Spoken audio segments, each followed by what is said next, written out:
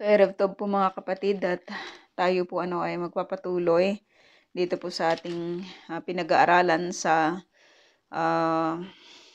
libro ng mga hari. At ang tinitignan po natin dito ay yung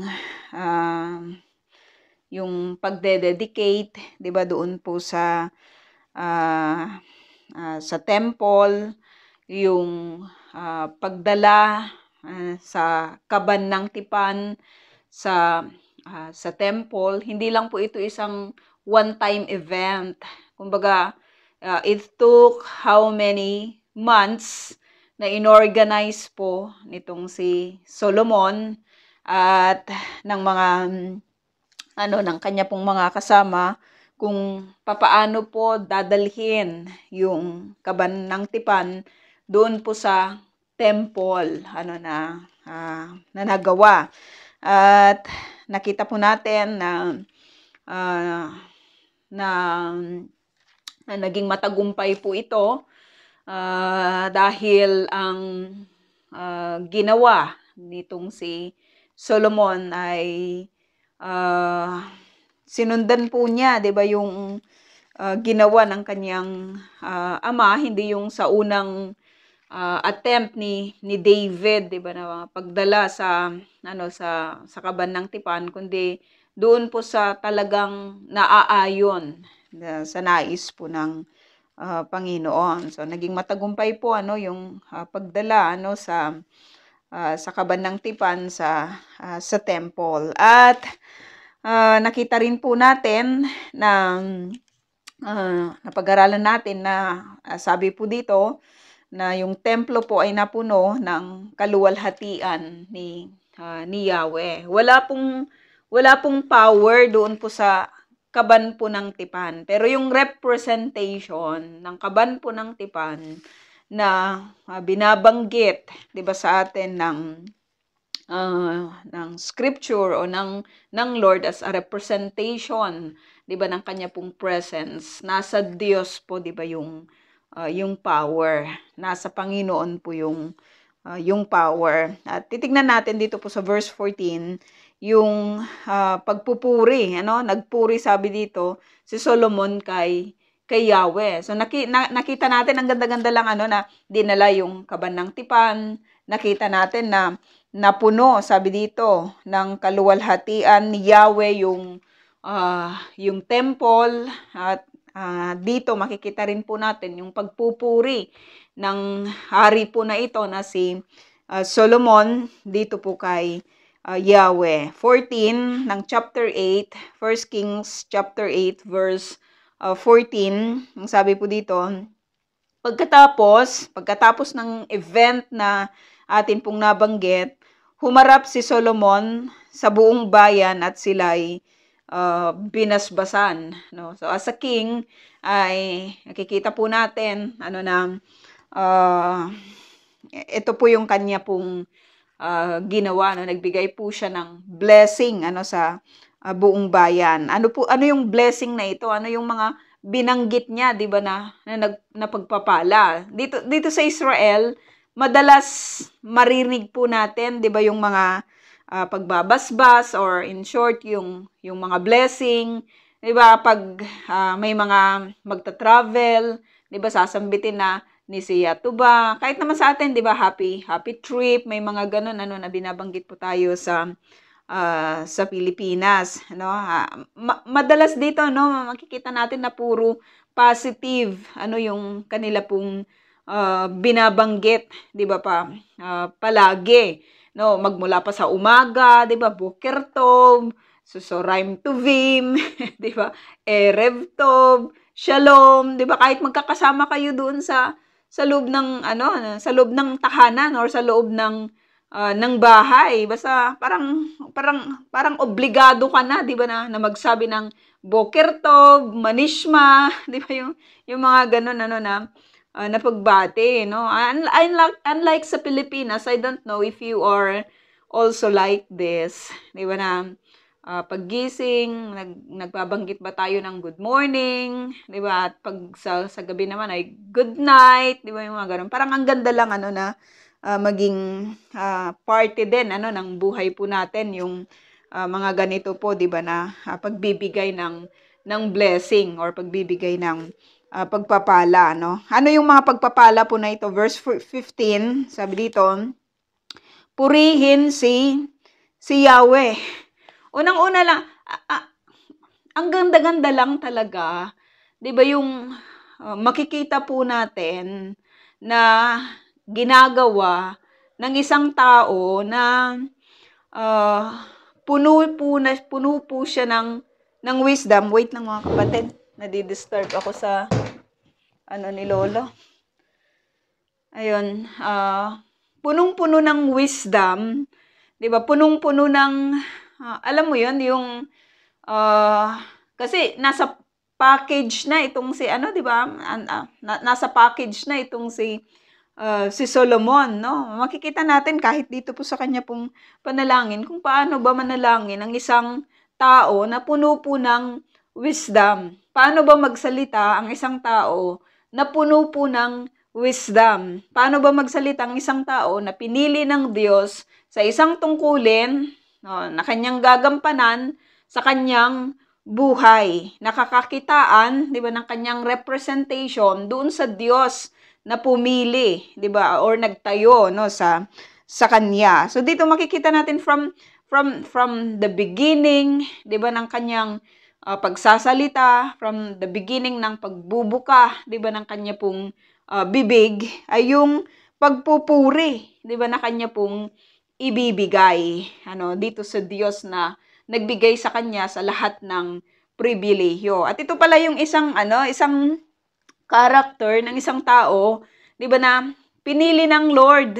Makikita mo talaga sa kanya na kahit doon po sa kanyang pagbuka, 'di ba, ng kanya pong bibig, ay makakakitaan po siya, 'di ba, ng pagpupuri. Ano, pagpupuri ma-identify mo lang talaga sa tao kung ano yung mahal niya, 'di ba? Ma-identify mo lang talaga sa tao once na nakausap mo na siya, once na nakakwentuhan mo na siya, once na nakasama mo na siya, kung saang estado sa buhay niya, 'di ba, yung level ng kanyang maturity, no? Makikita mo lang talaga 'yun, makikita mo 'yun sa kanyang pagsasalita, makikita mo 'yun sa kanyang paggawa, makikita mo 'yan sa kanyang mga kasama, makikita mo 'yan doon sa kanyang kinawiwilian, 'di ba, na uh, ginagawa.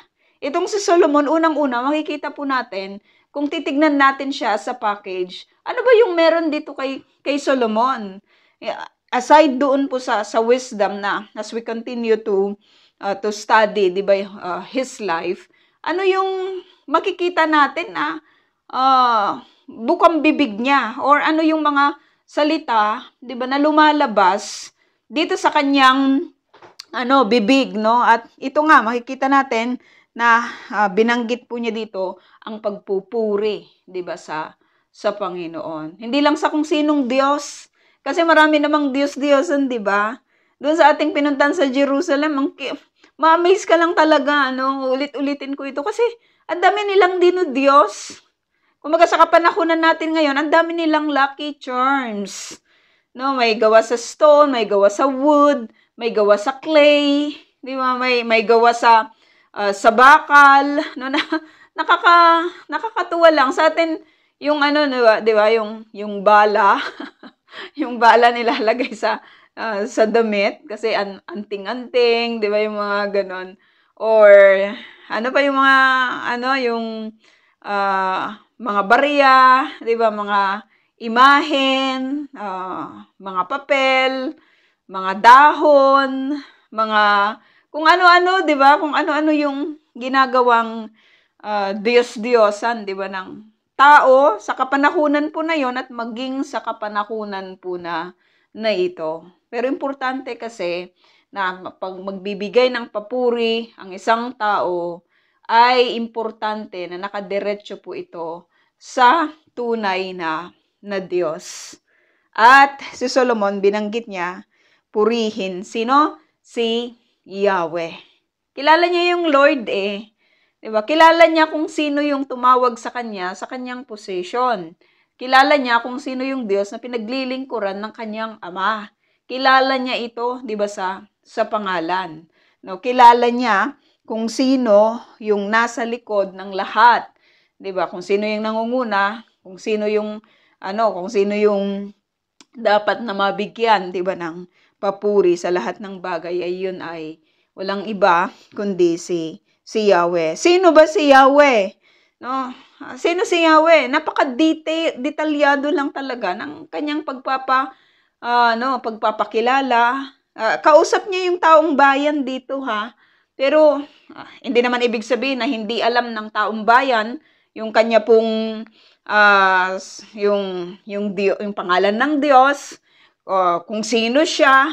Pero napakaganda lang na ini-state palagi ito ni Solomon, 'di ba, sa kanya pong sinasabi dito, no? Napakaganda po ng beginning nitong si Solomon, no? Tinitignan po natin yung kanya pong buhay at yung kanya pong ginagawa doon po sa mga oras na ito. Sino si Yahweh? Sabi dito, ang Diyos ng Israel. Ang Diyos ng Israel. Yung pangalan pa lang na Israel, no? Kung nung pinalitan ng Lord ang pangalan nitong si Jacob, napakaganda na Israel po yung kanyang pinili. Kasi mula doon sa word na yon, ipapaalala ng Diyos at may papaalala sa bawat tao na nakatira, 'di ba, sa lugar na ito, na ang lahat ng tulong ay manggagaling kay Yahweh. Israel, 'di ba? Si Yahweh yung kanilang Diyos. Si Yahweh yung magsusupply sa kanila. Si Yahweh yung magtatanggol, 'di ba, sa kanila. Si Yahweh yung lahat, 'di ba, sa buhay nila. So upon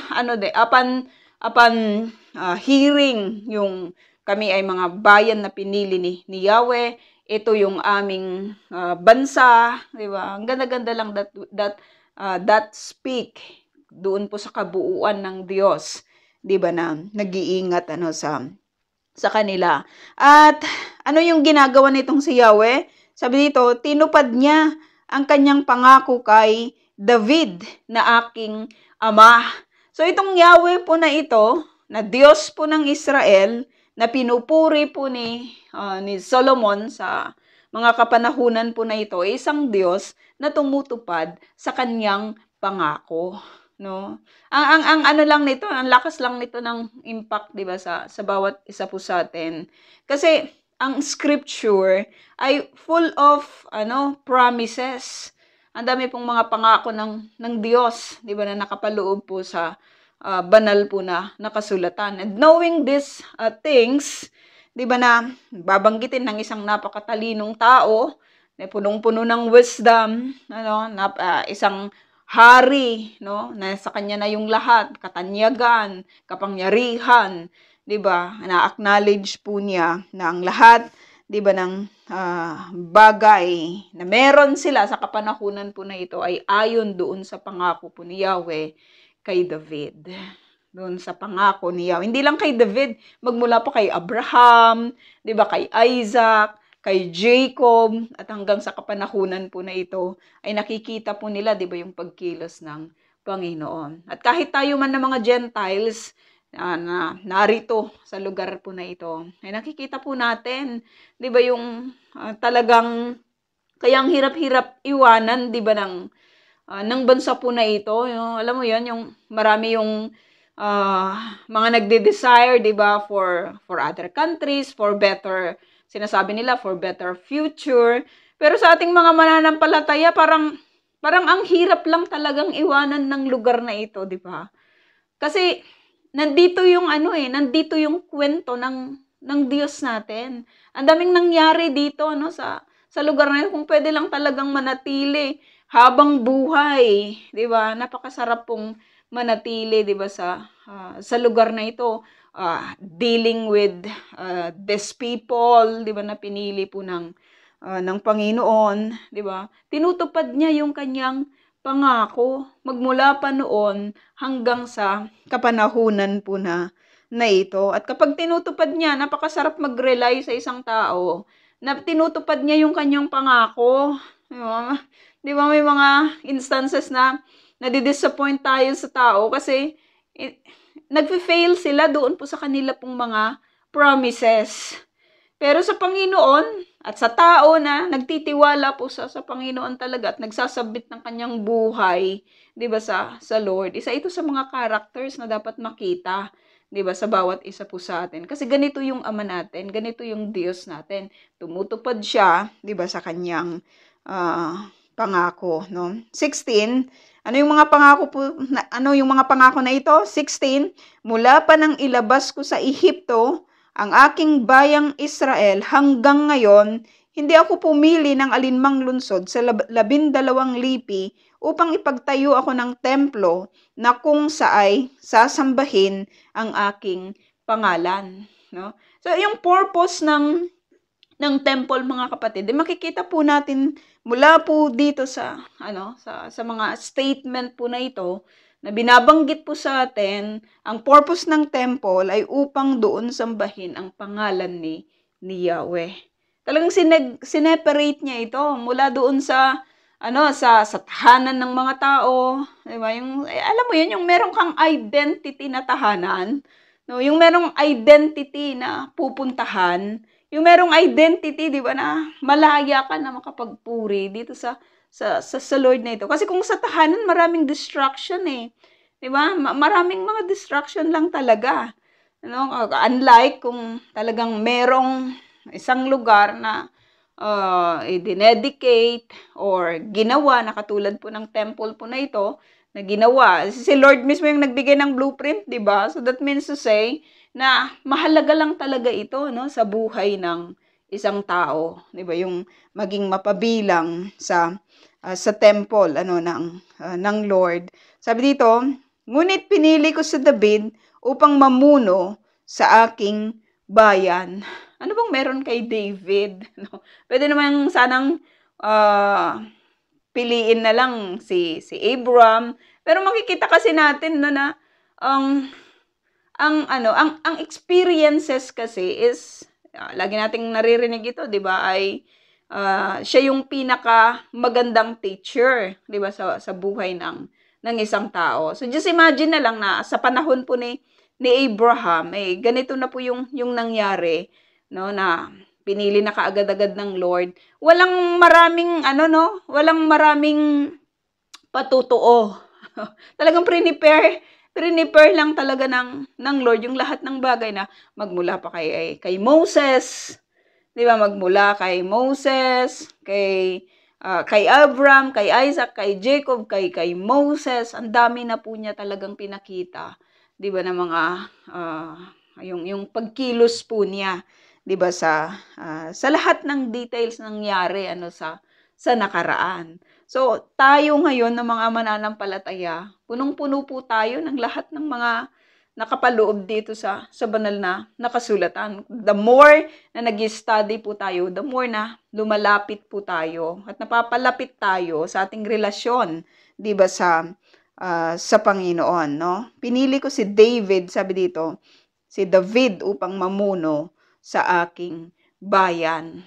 Siya mismo yung pumili, no? Siya mismo yung nagtayo, 'di ba, dito po kay David, no? At napag-aralan po natin, no, yung buhay po ni David. 17, binalak ng aking ama na ipagtayo ng templo si Yahweh, ang Diyos ng Israel. Ngunit sinabi sa kanya ni Yahweh, maganda ang balak mong magtayo ng templo para sa akin.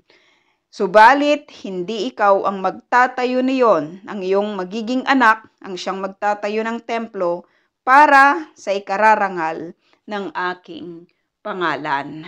No? Para sa ikararangal ng aking. Maganda naman yung motive. Maganda naman yung desire. 'Di ba, nitong si David? Sino ba naman yung supposed to be hindi maa-amaze, 'di ba, dito sa desire na ito ni David na magtayo ng templo ni Yahweh. Kaya naman niya yung gawin, 'di ba? madali lang naman ito para sa kanya bilang hari. Pero makikita po natin na hindi po yun yung desire, hindi po yun yung kalooban, di ba, ni Yahweh, no? Hindi yun yung kalooban ng Panginoon, no? Na siya po, itong si David po ang magtatayo, di ba, ng kanya pong temple. Kasi nga may dahilan din, di ba, ang Lord, no? Tungkol sa bagay na ito, at napag-aralan na rin po natin yung area po na ito. 20, sabi dito, natupad ngayon ang pangako ni Yahweh. Natupad ngayon ang pangako ni Yahweh. So, ang temple ay doon sasambahin ang pangalan ni Yahweh.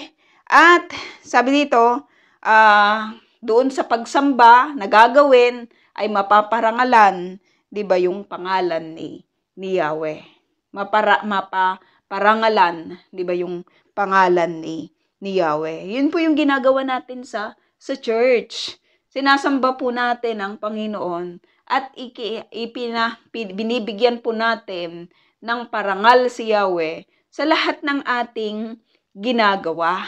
No? Sa lahat ng ating ginagawa. No? So, sa bawat pag-awit natin, sa bawat pag-preach natin, sa bawat pagtayo po natin, di ba? Sa bawat paglilinis natin, sa bawat pag-upo po natin, ay nabibigyan po natin. Ano man po yung ating ginagawa sa loob ng kanya pong tahanan, dalawang bagay lang, di ba?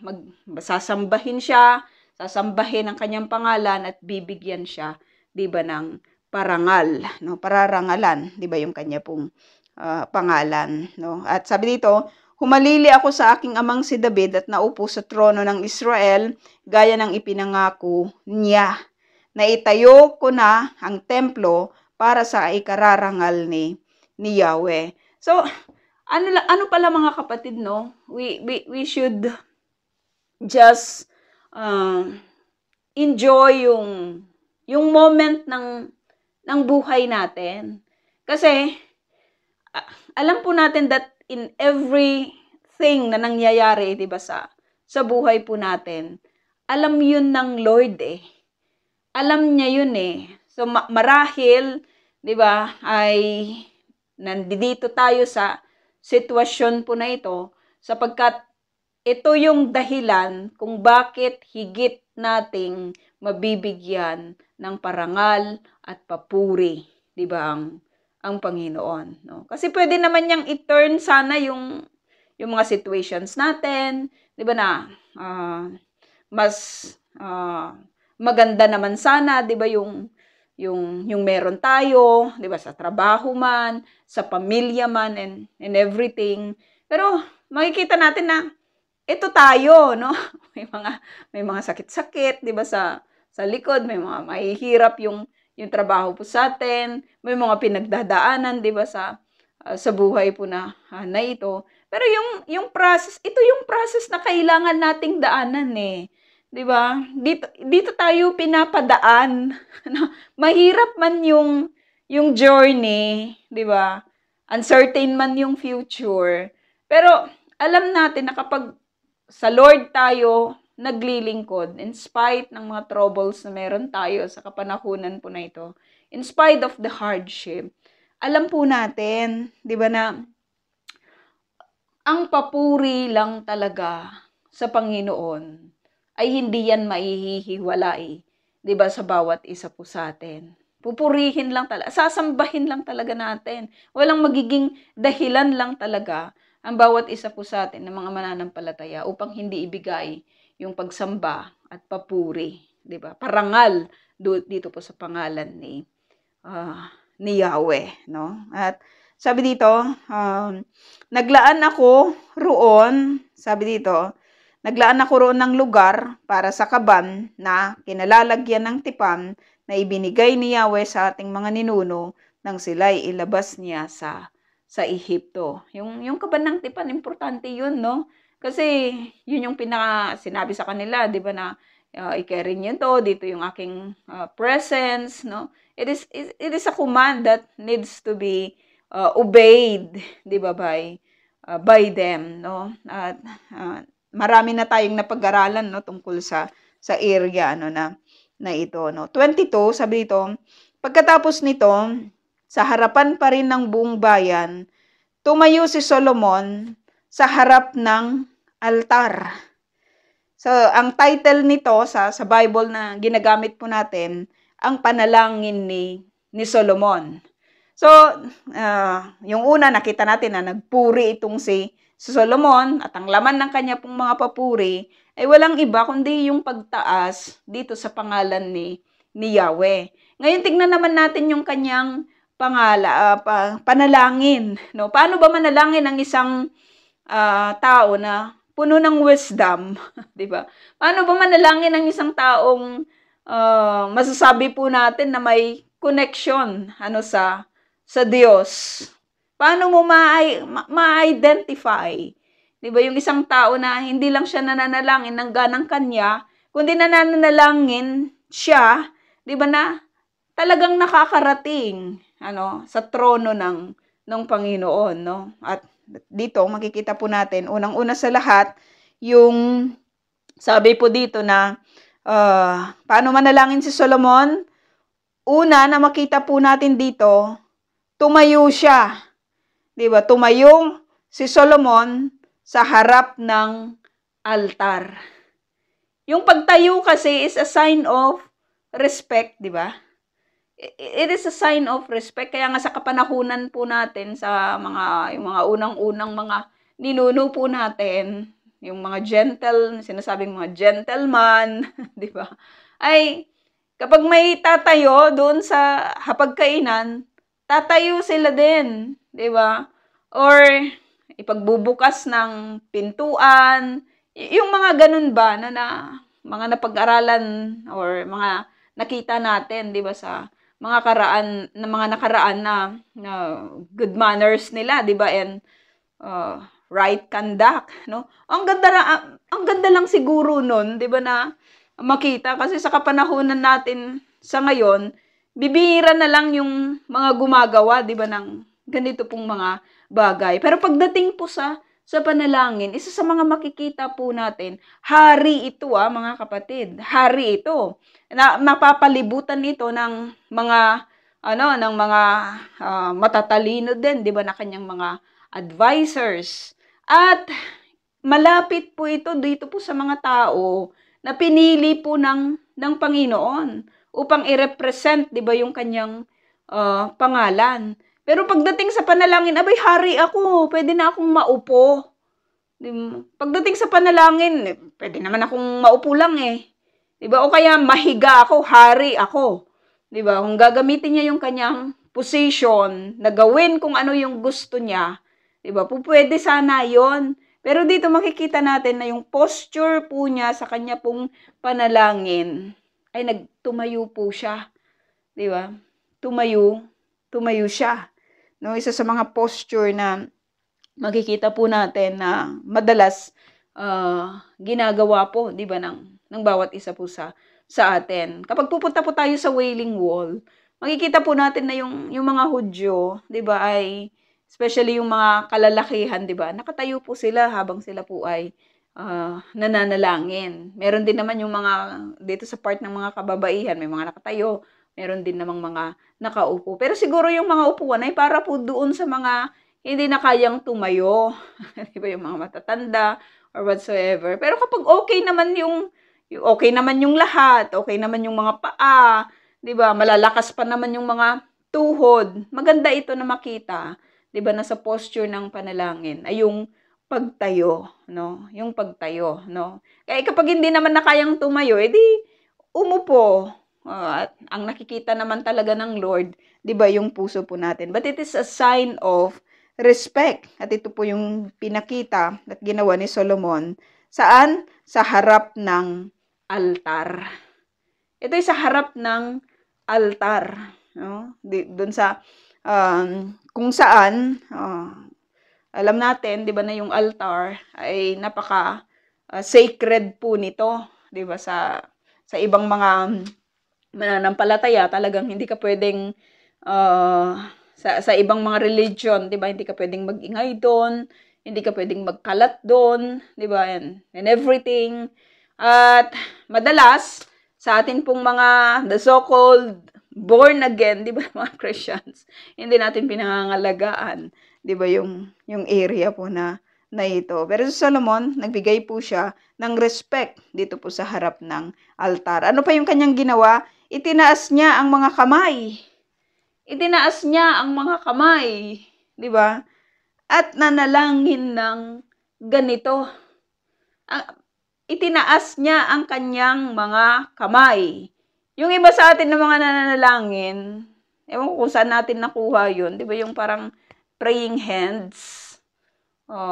Sa scripture kasi, wala tayong makikitang ganon, di ba? Kundi ang mostly na makikita po natin dito, yung pagtaas ng kamay, di ba, habang nananalangin. Kahit pala sa pananalangin, hindi lang sa pagpupuri, hindi lang sa yung sa pag-awit, tinataas natin yung ating mga kamay. Pero dito makikita natin na kahit pala sa pananalangin, ay nakakitaan po natin itong si Solomon ng pagtaas, di ba, ng kanyang mga kamay. Itinaas niya ang mga kamay at nanalangin ng ganito. No? So, yung posture ng kanyang pananalangin, nakita natin nakatayo at nakataas, di ba, yung kanyang mga kamay. So, ano ngayon yung laman, di ba, ng kanyang panalangin? Sabi dito, Yahweh, yung address ng kanyang panalangin, alam ni Solomon kung kanino niya i-address, 'di ba, yung kanyang panalangin. Ito ay kay Yahweh. Hindi niya sinabi kay Asherah, 'di ba, o kaya kay Moloch. Marami kasing mga Diyos-Diyosan, 'di ba, kay Baal or kung sino-sino man. Hindi kay Yahweh yung prayer na ito, no? Importante 'yon kasi as we go on makikita natin na yung lahat ng mga nakapaloob na panalangin po na ito ay nalugod, 'di ba, ang Panginoon. So ano yung mga kinalulugdan ng Diyos? 'Di ba, na laman ng prayer? Kung titignan natin, ay yung mga kinalulugdan niya. Siyempre, unang-una sa lahat, kinalulugdan niya kapag ang prayer ay nakadirect sa kanya. Kapag ang prayer ay naka-address sa kanya. Sino ba naman ang malulugod kung sa iba mo ina-address?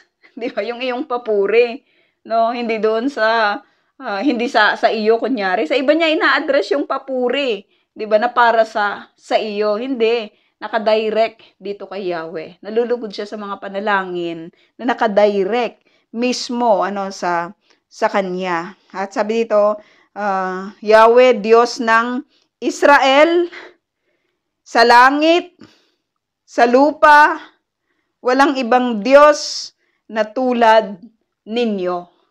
Walang ibang Diyos na tulad ninyo. Ang ganda ng panalangin po na ito, di ba, mga kapatid? Na sabi niya, si Yahweh, ikaw yung Diyos ng Israel, ikaw yung pinakamataas sa Israel, ikaw yung kinikilala naming Diyos. Di ba? Hindi lang dito sa Israel, kundi pati langit, ikaw din yung Diyos doon. At dito sa lupa, ikaw yung Diyos doon. Walang iba, 'di ba? Walang ibang Diyos.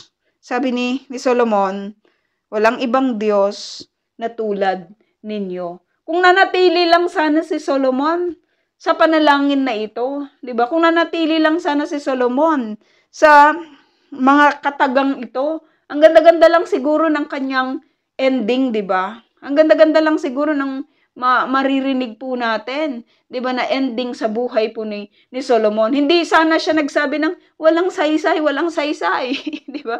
Walang saysay yung lahat ng bagay. Kung nanatili lang sana siya dito sa statement niya na ito, na walang ibang Diyos, 'di ba, maliban sa inyo. Wala kayong katulad, Yahweh. Ibang-iba kayo, 'di ba? Sa lahat ng aking nalaman, kasi matalino siya, 'di ba, na tao, sa lahat ng aking pinag-aralan, ng mga kwento ng mga Diyos-Diyosan sa mundo na ito, iba kayo. Wala kayong katulad, no? So ganun po yung kanyang ganun yung kanyang pagkakakilala, 'di ba, sa Diyos na ito, no, na si Yahweh. Bakit ba siya naiiba? Bakit walang iba na katulad ni Yahweh na Diyos? Kasi sabi dito, tapat kayo sa inyong mga pangako. Tapat kayo sa inyong mga pangako. Yung katapatan, napakahirap pong hanapin yan. Napakahirap hanapin yan. Paano mo masasabing tapat yung isang walang buhay na Diyos-Diyosan? Diba parang kung iisipin mo yung mga nakita natin na mga papangit na mga Diyos-Diyosan nila, paano mo masasabing tapat yun? Diba? Hindi nga siya makalakad, hindi nga siya makarinig, hindi nga siya makakita. Samantalang itong si Yahweh, ang dami na po niyang ginawa, 'di ba, sa buhay ng mga Israelita. Kaya sabi nitong si Solomon, walang ibang Diyos lang talaga na katulad ninyo. Dahil unang-una sa lahat, tapat kayo. Pagdating sa character, mga kapatid, ng mga tao na tinitignan po natin, 'di ba napakaganda na isa sa mga karakter na makita po sa atin ay yung katapatan natin. 'Di ba? Katapatan natin sa Diyos at katapatan natin sa ating kapwa. 'Di ba? Kapwa mga mananampalataya. Napakahirap humanap ngayon ng tapat na tao. 'Di ba? Napakahirap ngayong humanap ng tapat na tao sa kanyang salita, sa kanyang gawa. Pero makikita natin 'yan doon po sa mga tao na talagang tunay na nagmamahal sa Panginoon. At kapag nagfi-fail man yung mga tao po na ito sa kanila pong katapatan, 'di ba na uh, for for any reason siguro, 'di ba? Kapag nanumbalik po sila sa Panginoon, humingi ng tawad sa Lord at nagbago, dapat makikita sa kanila or makikita sa atin, 'di ba, yung katotohanan ng atin pong paghingi, 'di ba, ng tawad mula po doon po sa mga failure na atin pong ginawa, no? Sabi dito, saan siya tapat? Tapat siya sa mga pangako niya sa inyong mga alipin. Sabi niya sa inyong mga alipin. Yung alipin kasi mabigat ang meaning nito sa kapanahunan natin ngayon kasi parang ang mindset kasi natin sa katulong, 'di ba? Yung mga katulong, wala silang mga karapatan. Kaya ngayong iba, 'di ba, sinasaktan nila yung kanilang mga katulong, yung kanilang mga alipin kasi alipin ka lang. Pero dito, makikita po natin na kapag si Lord naman yung nang-alipin sa atin, hindi naman tayo mapapasama. 'Di ba? Ibig sabihin lang nito ay merong submission supposed to be to that God, no? Kaya ganun po yung pagbibigay, 'di ba, ng description sa mga tao kasi ang alipin sa kanila sa kapanahunan na iyon ay talagang magbibigay ng magbibigay sila, 'di ba, ng kanilang submission sa kanilang Lord, no? At tapat kayo, ito yung mga karakter ng Lord inisa-isa nitong si Solomon. Tapat siya sa kanyang pangako, wagas ang kanyang pag-ibig na ipinadarama ninyo sa kanila habang sila'y nananatiling tapat sa inyo. So maganda yung statement na ito, mga kapatid, kasi wagas ang pag-ibig ni Yahweh doon sa taong nananatiling tapat. Kung hindi tapat, hindi magiging kompleto, hindi niya ma-experience yung pag sinabi mong wagas, 100% 'yon.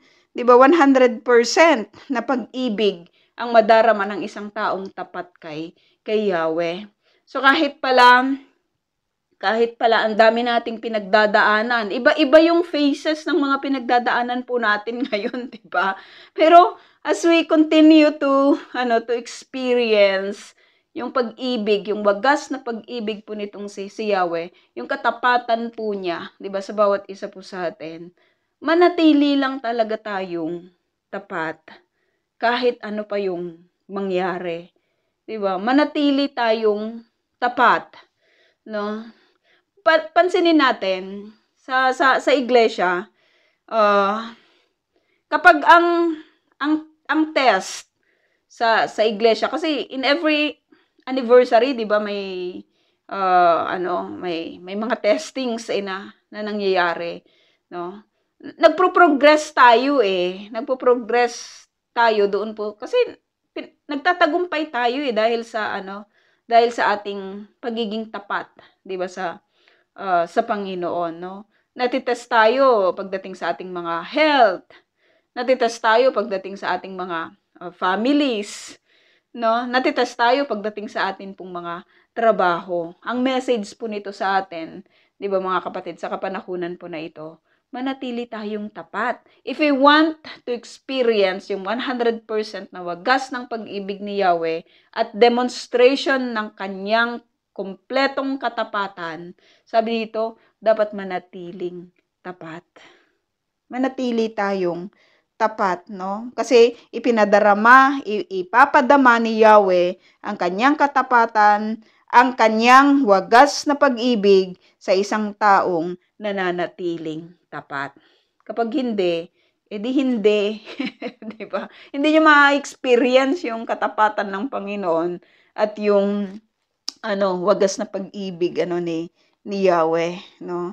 Sabi dito, tinupad ninyo ang inyong pangako sa aking amang si David. No, alam mo 'yon? Importante yung mga bagay na ito, kaya makikita natin ulit ito, 'di ba, sa atin. Tinupad ninyo ang inyong pangako, no, sa aking amang si David. Ang sarap lang sigurong maipanganak sa isang pamilya na meron ng pagkakilala, 'di ba, sa Panginoon. Parang nakakainggit lang yung mga ganitong mga families na magmula pa doon po sa kanilang sa kanilang pagiging bata, 'di ba, yung kanilang mga magulang ay mayroon ng pagkakilala, 'di ba, at pagsunod sa Panginoon. Parang ang sarap lang mabuhay, 'di ba, sa ganung klaseng tahanan. Na kung saan ay itinuturo, 'di ba, yung patungkol sa Panginoon. Pero kung ang pamilya mo ikaw lang yung mananampalataya pa, ang hirap lang talaga ng struggle. Maraming sama ng loob, 'di ba? Sakit ng kalooban, pag-iyak, 'di ba? Puyat. Yung mga ganun, no, natin na-experience, 'di ba, ng bawat isa po sa atin. Pero yung tulad nga ng sinabi ko, ito yung daan na tinatahak natin. Magtatagumpay tayo dahil po sa katapatan na ipagkakalob sa atin ng Lord kung mananatili tayong tapat. Mapalad itong si Solomon kasi si David ay may Diyos na kinikilala, 'di ba? Meron na siyang Diyos na nag-iingat, 'di ba, sa kanya. Meron ng Diyos na tumawag, 'di ba, sa kanya. Napakapalad niya sapagkat ang isang ama na katulad po ni David na nagmamahal sa Panginoon ay ama niya. 'Di ba? Ay ama niya. Nakakainggit lang talaga, no, yung mga ganitong mga tatay, 'di ba, na nagmamahal sa Panginoon. Siguro ang ganda lang ng pamilya na meron sila, 'di ba, na sama-sama sila, 'di ba, pag-araw ng linggo, may mga family gatherings nila, ang kasiyahan nila ay umawit ng papuri, 'di ba, sa Panginoon. May mga Bible studies, 'di ba, sa kanila pong mga tahanan, no? Magtatagal lang yung mga ganitong mga activities sa loob ng tahanan ng bawat pamilya kung talagang nagmamahal sila, 'di ba, sa Panginoon. Ano man yung mangyari, no? No matter what will happen. Kasi yung mga very quick lang na mga decisions, minsan nawawala yan, 'di ba? Hindi nagpapatuloy. Pero yung talagang nagsasubmit ng kanila pong buhay, 'di ba, sa Panginoon, yun po yung nananatili, no? Sabi dito, kaya nga Yahweh, sabi niya, ipagpatuloy ninyong tuparin ang inyong pangako kay David na sa habang panahon ay magmumula sa kanyang angkan ang maghahari sa Israel. Mga pangako ito ng Panginoon. Alam mo yun, nire-remind, hindi naman sa maulyanin ang Lord, pero maganda na malaman din ng isang anak na ito yung pangako ni Yahweh. Kapag in-state mo, 'di ba, yung ano ba yung pangako ni Yahweh? Alam ng anak kung ano yung pangako ni Yahweh. At ito ngayon ay nakikita natin na binabanggit po ni Solomon, 'di ba, sa kapanahunan po na na ito, no? Sad to say na marami pong mga mananampalataya sa kapanahunan po natin ngayon, walang walang kaalam-alam, 'di ba, sa pangako po ng Panginoon, no? John 3:16 lang yung it compasses, 'di ba? Na nakapaloob na po doon lahat. Pero in every time na nagbabasa po tayo sa salita po ng Panginoon at nakikita po natin, nababasa natin yung kanya pong mga pangako, the more na napapalapit tayo, 'di ba, sa Diyos na ito, no? Sabi dito, kung sila'y ito na naman, uulitin, 'di ba? Uulitin, sabi dito, ipagpatuloy ninyong tuparin ang inyong pangako kay David na sa habang panahon ay magmumula sa kanyang angkan ang maghahari sa Israel kung meron lang talagang kung mahalaga yung word na kung, 'di ba? Kung sila'y mananatiling tapat sa inyo gaya ng ginawa niya. Nanatiling tapat ba ang bansang Israel? 'Di ba? Nakita natin may mga pagkakataon, no, na sa buhay po nila ay hindi sila nanatiling tapat sa Panginoon. And they suffered a lot. 'Di ba? Doon po sa mga consequences ng hindi nila pagiging tapat. Tayo din mga kapatid, kapag hindi tayo naging tapat, tayo din yung magsasuffer. Tayo lang din talaga yung magsasuffer, 'di ba? Doon sa mga consequences na ginawa natin, 'di ba? Doon sa mga consequences ng hindi natin pagiging tapat, 'di ba, sa Panginoon. Kasi minsan nakikita natin maganda ang mundo 'di ba? Parang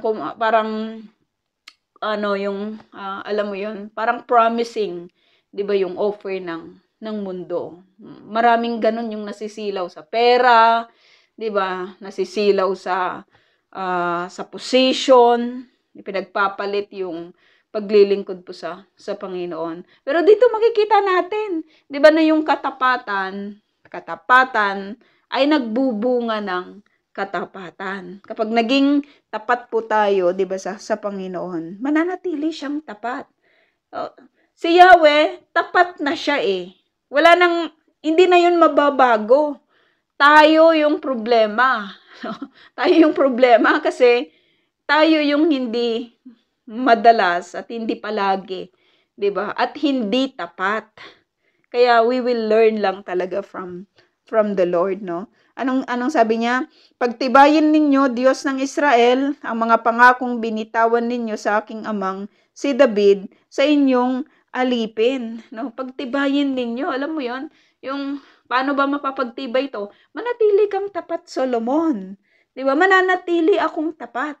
'Di ba? Mananatili akong tapat upang mapagtibay ang lahat ng mga pangakong ito na ibinigay ni Yahweh. So katapatan ulit, 'di ba, yung solusyon. Paano ka magiging tapat? 'Di ba, wala ka mang kalatoy-latoy, 'di ba, na mag-aral sa salita ng Panginoon. Walang kalatoy-latoy na magpuri sa Panginoon. Walang kalatoy-latoy na gumanap ng mga tungkulin mo bilang isang mananampalataya. Paano may experience yung katapatan? 'Di ba, yung 100% na katapatan, yung wagas na pag-ibig, 'di ba, ng Panginoon. Kaya yung pala natin, yung inner, 'di ba? Yung inner, yung kaloob-looban natin, nagre-reflect ito, 'di ba? Yung kung ano yung nasa loob, pinapakita ito ng labas, 'di ba? Pinapakita ito ng ating kaanyuhan, 'di ba, sa labas. At ito yung nakikita. Kaya nakikita sa isang tao kapag deeper yung kanyang pag-ibig sa Panginoon, nakikita ito, 'di ba, sa kanyang gawa. Sa lahat ng kanyang gawa, 'di ba? Ito yung nakikita natin dito na binabanggit nitong si Solomon. 27, maaari bang manirahan sa lupa ang Diyos? Kung sa langit, ang kataas-taasang langit ay di sapat na maging tahanan ninyo, ito pa kayang hamak ng templo na aking itinayo? Gayunman, pakinggan ninyo ang dalangin at pagsamo ng inyong alipin, O Yahweh, aking Diyos. Diba? Alam mo yon? Sa lahat naman ng ginagawa natin sa Panginoon, hindi naman yun maiko-compare sa kanyang kadakilaan, di ba? Kung, kung, kung, kung anuhin lang ng Lord, di ba? Kung sasabihin lang ng Lord, ah, ang konti naman ng iyong binigay, 'di ba? Yan lang ba yung kaya mong ibigay, no? Yung parang nakakahiya lang na minsan, kinukuwentahan natin yung Lord, 'di ba? Kinukuwentahan ng tao yung Panginoon. Pinagmamaramutan ang gawain, 'di ba, ng Lord sa kanyang oras, 'di ba? Sa kanyang properties, 'di ba? Sa kanyang ano, sa kanyang alam mo 'yun, yung time niya, yung treasure niya, 'di ba? Yung talents niya. Minsan hindi binibigay ng 100% sa Panginoon. Pero dito makikita natin na binabanggit po ni Solomon, sa inyo naman lahat eh. 'Di ba? Sa inyo naman lahat eh.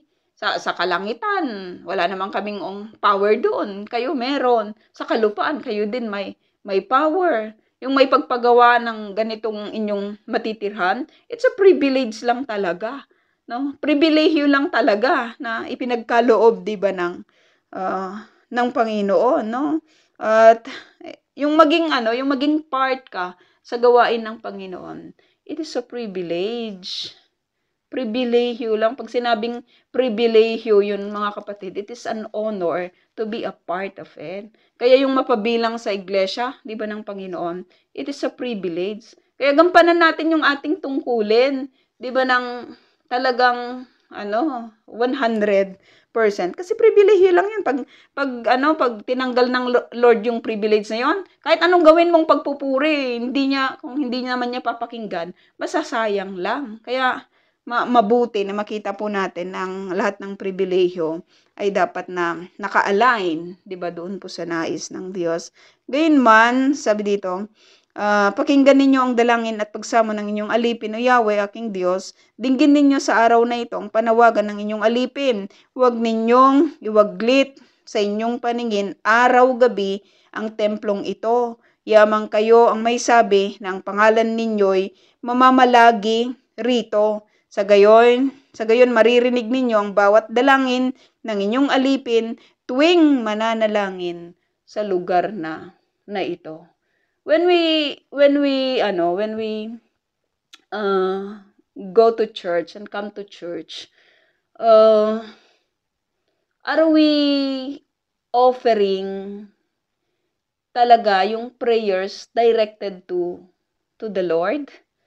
Yung alam mo yun, yung mga napag-aralan natin from the past na nananalangin po ba tayo lang upon entering the church or upon going, 'di ba? Sa way pa lang, nagpe-pray na tayo, 'di ba? Or bago pa mag-Sabado, sa bawat weeks, are we including the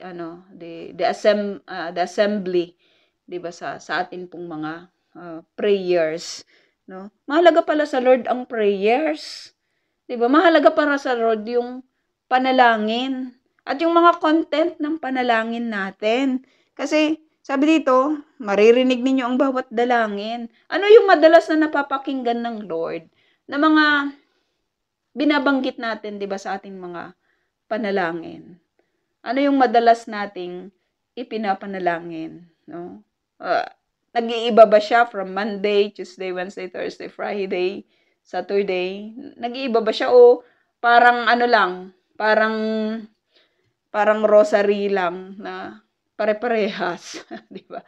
Kasi kulang tayo ng kaalaman tungkol sa mga pangako ng Lord, kaya madalas kung ano lang yung maiisip natin, 'di ba, na ipanalangin. Pero maganda pala na sa mga pangako ng Panginoon, doon po tayo kukuha, 'di ba, ng atin pong mga panalangin. Pakinggan po ninyo ang inyong lingkod at ang inyong bayang Israel tuwing kami mananalangin paharap sa lugar na ito. Pakinggan ninyo kami buhat sa inyong tahanan sa langit at patawarin ninyo kami. So maganda po yung yung panalangin nitong si Solomon, no?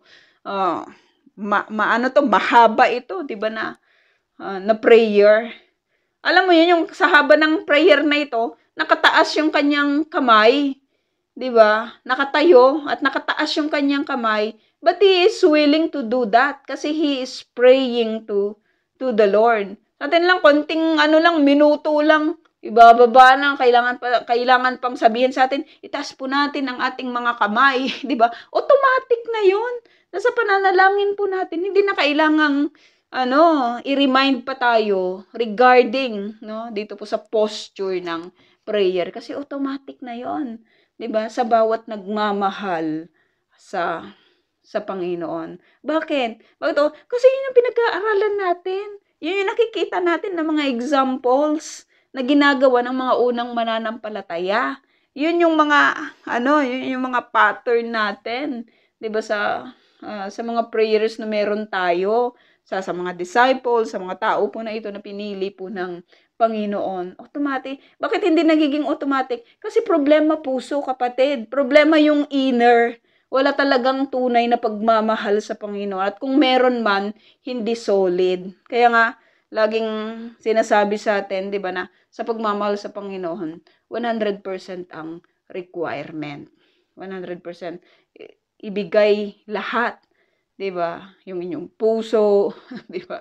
Yung inyong buhay, 'di ba? Yung 100% lang talaga, hindi 50-50, hindi 70-40, 'di ba? Kundi 100% ang requirement, 'di ba, sa Panginoon. No, mahirap ito. Napakahirap po nito. Kasi mahirap magmahal, 'di ba? Sa isang tao kung hindi mo siya talaga tunay na mahal.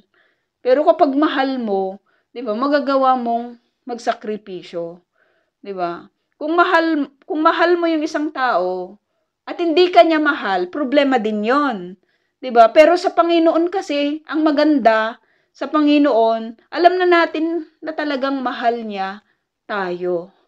'Di ba? Alam na natin at kung sino yung nagmamahal sa atin ng higit pa, 'di ba, sa meron sa Panginoon, wala yatang ganon. Kasi sa Lord, tunay po, 'di ba, yung kanyang pag-ibig sa atin. Paano ka hindi mapapaibig sa isang Diyos na katulad po ng Panginoon na pure at tunay, 'di ba, yung kanyang pag-ibig sa bawat isa po sa atin. So yun po mga kapatid yung ating lesson at itatype ko na lang po yung ating question. Erev Tov po.